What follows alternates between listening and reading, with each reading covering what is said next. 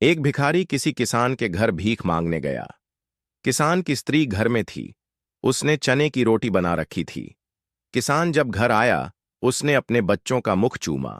स्त्री ने उनके हाथ पैर धुलाए। उसके बाद वह रोटी खाने बैठ गया। स्त्री ने एक मुट्ठी चना भिखारी को डाल दिया। भिखारी चना लेकर चल दिया। रास्ते में भिखारी सोचने लगा, हमारा भी कोई जीवन है। दिन भर कुत्ते की तरह मांगते फिरते हैं, फिर स्वयं बनाना पड़ता है। इस किसान को देखो, कैसा सुंदर घर है।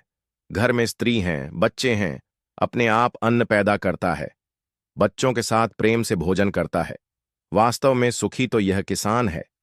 इधर वह किसान रोटी खाते खाते अपनी स्त्री से कहने लगा, नीला बैल बहुत बुढ़ा हो गया है, अब वह किसी तरह काम नहीं देता। यदि कहीं से कुछ रुपयों का इंतजाम हो जाए तो इस साल का काम चले। साधुराम महाजन के पास जाऊंगा, वह ब्याज पर दे देगा। भोजन करके वह साधुराम महाजन के पास गया। बहुत देर चिरौरी विनती करने पर 1 रुपये सैकड़ा सूद पर साधु ने रुपये देना स्वीकार किया। एक लोहे की तिजोरी में से साधुराम ने एक थैली निकाली और गिनकर रुपये किसान को दे दिए। रुपये लेकर किसान अपने घर को चला। वह रास्ते में सोचने लगा, हम भी कोई आदमी हैं। घर में 5 रुपये भी नकद नहीं। कितनी चिरौरी विनती करने पर उसने रुपये दिए हैं। साधु कितना धनी है, उस पर सैकड़ों रुपये हैं। वास्तव में सुखी तो यह साधुराम ही है। साधुराम छोटी सी दुकान करता था। वह एक बड़ी दुकान से कपड़े ले आता था और उसे बेचता था। दूसरे दिन साधुराम कपड़े लेने गया। वहां सेठ पृथ्वीचंद की दुकान से कपड़ा लिया। वह वहां बैठा ही था कि इतनी देर में कई तार आए। कोई बंबई का था, कोई कलकत्ते का। किसी में लिखा था 5 लाख मुनाफा हुआ, किसी में 1 लाख का। साधु महाजन यह सब देखता रहा। कपड़ा लेकर वह चला आया। रास्ते में सोचने लगा, हम भी कोई आदमी हैं। 100-200 जुड़ गए, महाजन कहलाने लगे। पृथ्वीचंद कैसे हैं, एक दिन में लाखों का फायदा। वास्तव में सुखी तो यह है। उधर पृथ्वीचंद बैठा ही था कि इतने ही में तार आया कि 5 लाख का घाटा हुआ।